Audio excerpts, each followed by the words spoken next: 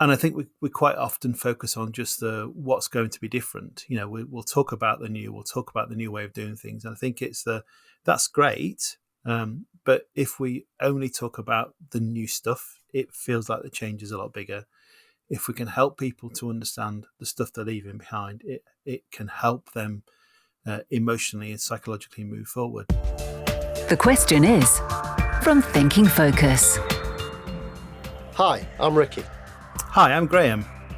And today the question is, how do leaders help their teams to adopt new ways of working? What do you think about that, Graham? Well, I think it's a good one, good question, Ricky, and it's probably a tricky one for a lot of leaders and managers anyway, because it probably feels like organisations are introducing new ways of working all the time. So I think it's a good one to think about. And I think in our experience, Ricky, I think one of the first things we would want to understand is what are the reasons for the change? So why are we bringing in these new ways of working? Yeah, I think purpose is fundamental, because if we can link the change, this new ways of doing things, if we can link that to the higher purpose of the organisation, then it's going to be a lot easier for people to buy into, a lot easier for people to, I'm not saying they'll like it anymore, by the way, but actually you go, there are compelling reasons for us to do this. I've been through lots of changes in my corporate experience, and they were always driven by some external factor. It might be an internal factor, like we want to improve doing something. Either that might be removing something, or it might be from an audit or compliance perspective, we needed to add in additional steps to make sure that we were protected.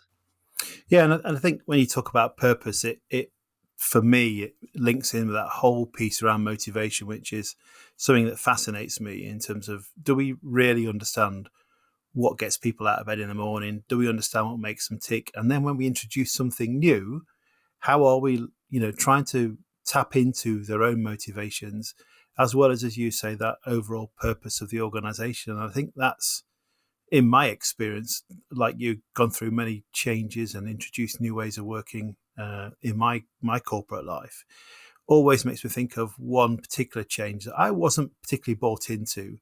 And when I asked in a room full of people, I asked the question about, so why are we doing this? Why is this coming to us?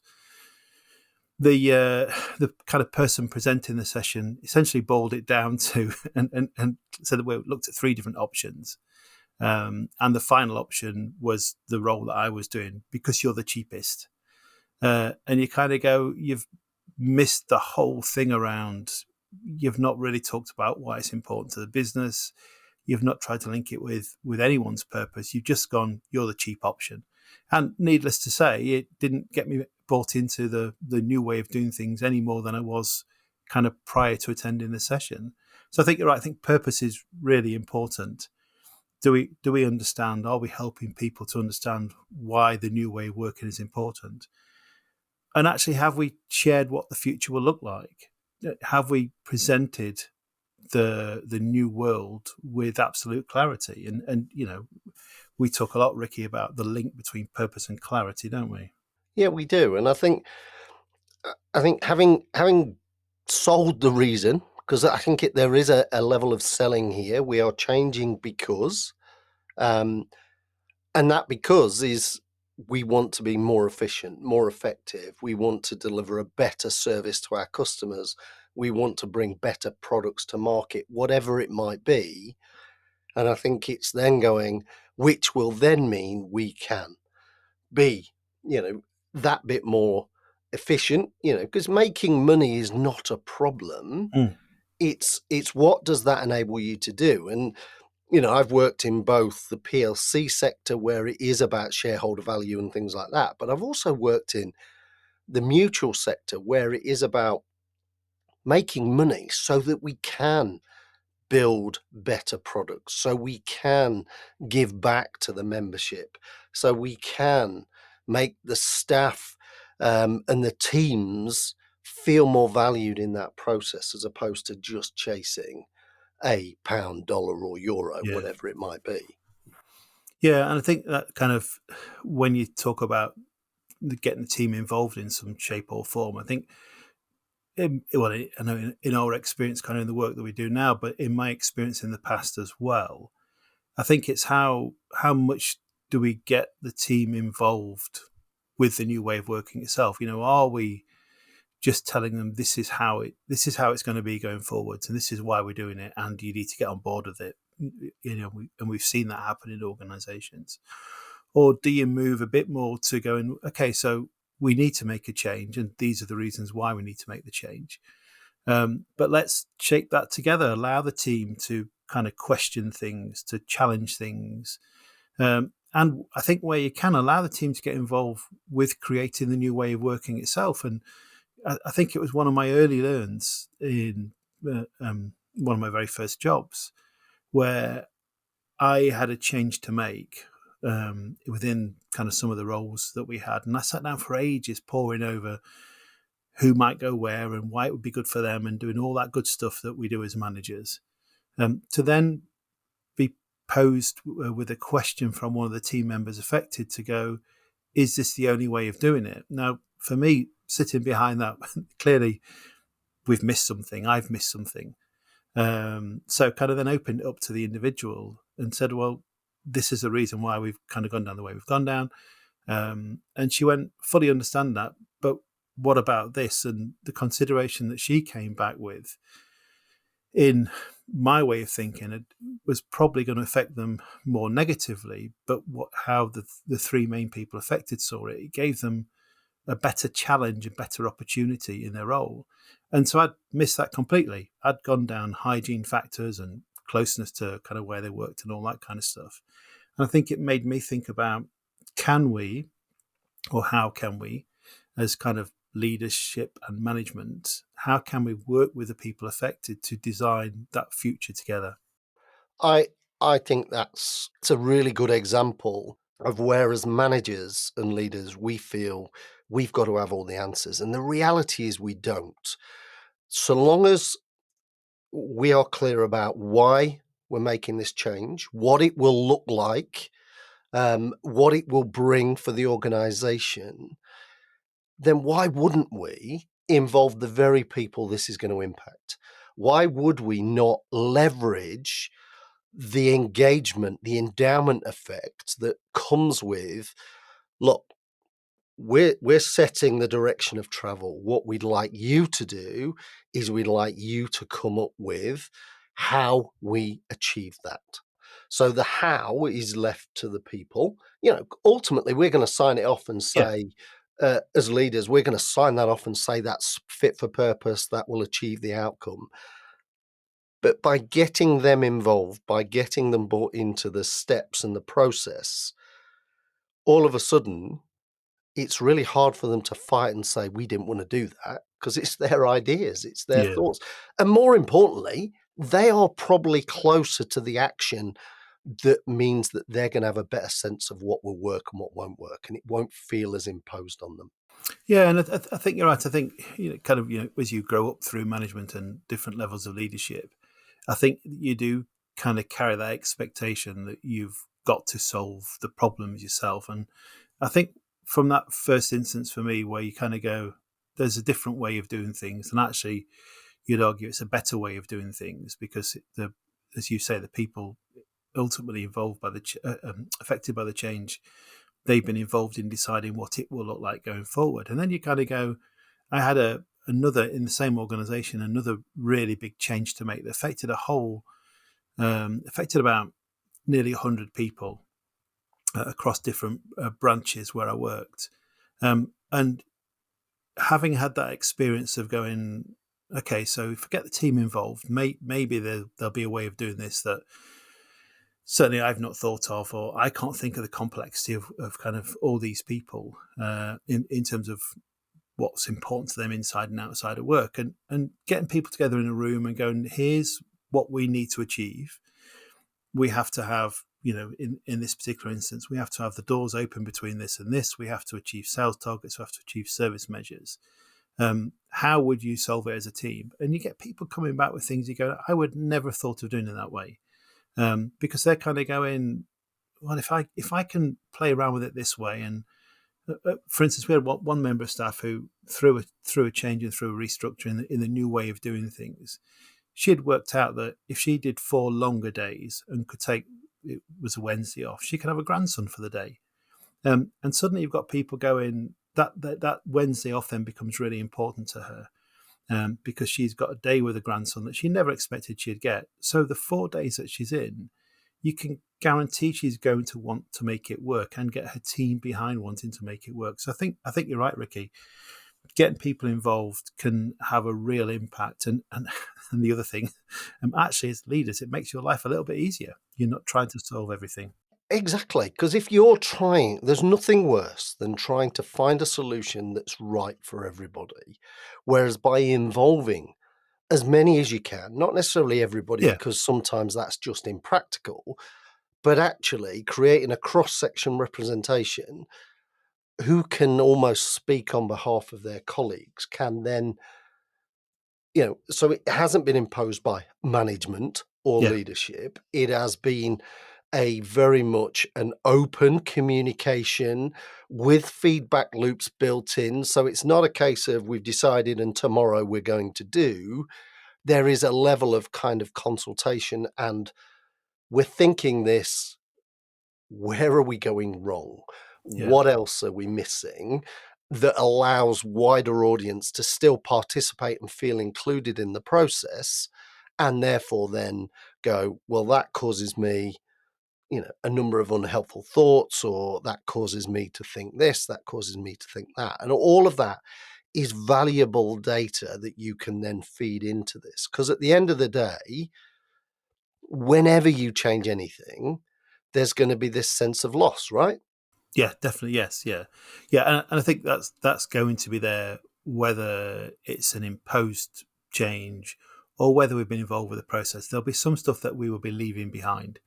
And I think that the dealing with that loss, and we've worked with teams to do this, Ricky, but that helping people to deal with the loss, I think, is really powerful when you, I guess it's allowing people to work through what are the things that I am leaving behind, and some of them, by the way, will be for the better.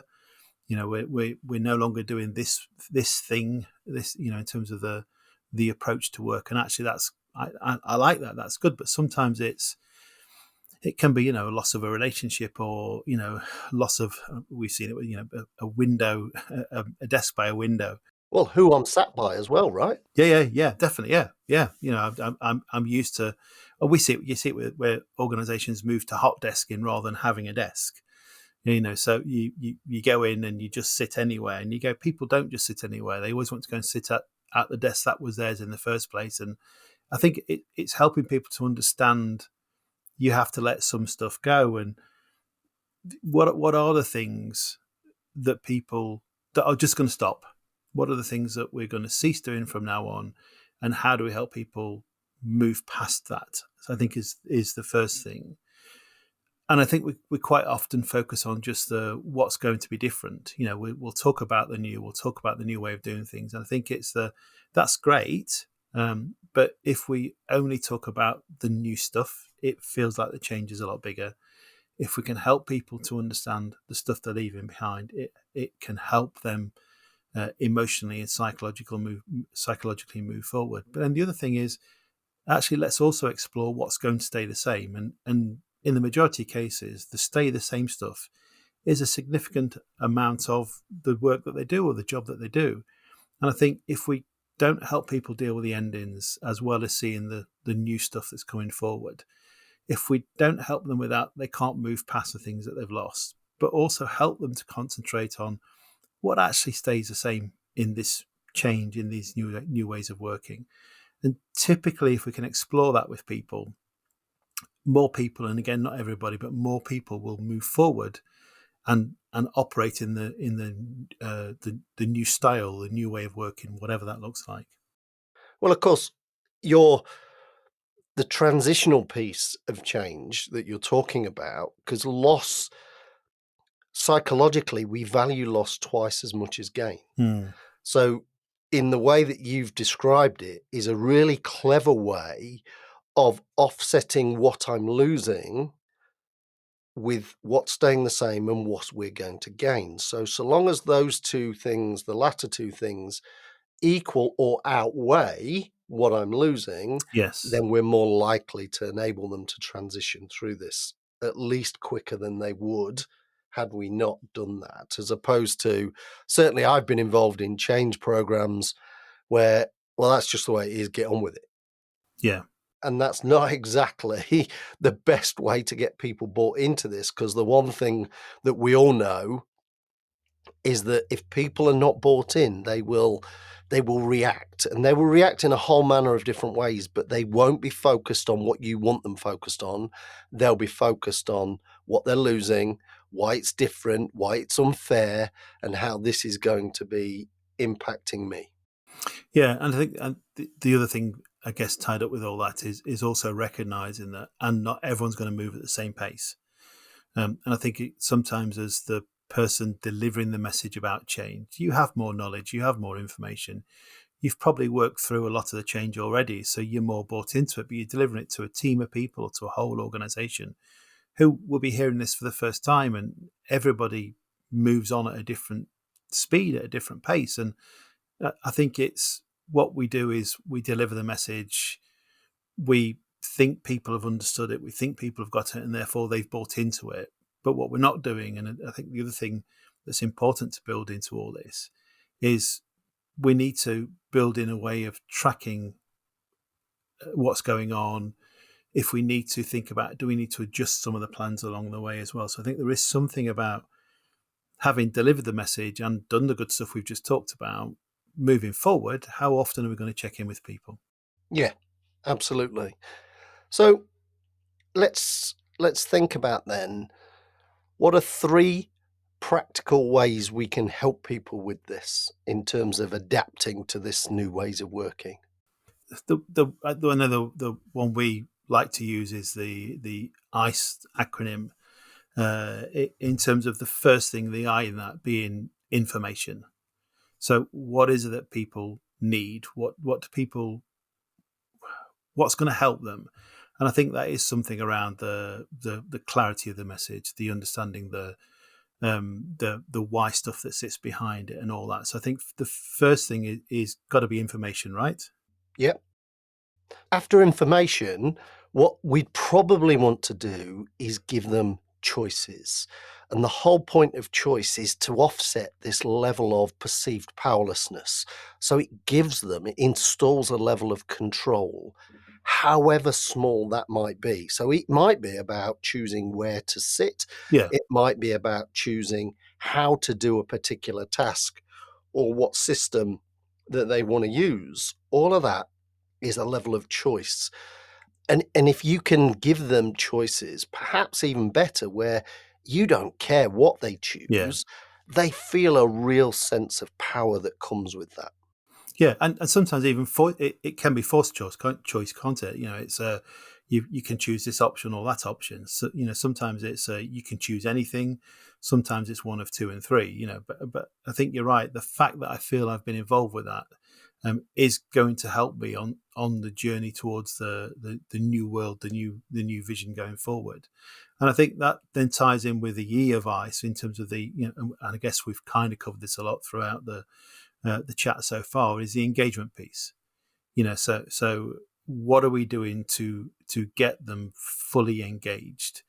Is that about getting people in a room and going, here's what the future looks like, help us create the way of getting there? Is it about building in the time to check in with people? Is it about helping them to understand the endings? And I guess the reality is it's all of that stuff. Some people will need more than others. So I think information, choices, engagement are kind of the 3 things that we would probably encourage people to focus on with any change, certainly when it's a new way of working. Yeah, and I think different people will need different things at different times, but it's also going, let's not put pressure on ourselves to be perfect from the start. Let's accept that this is about progress, not perfection.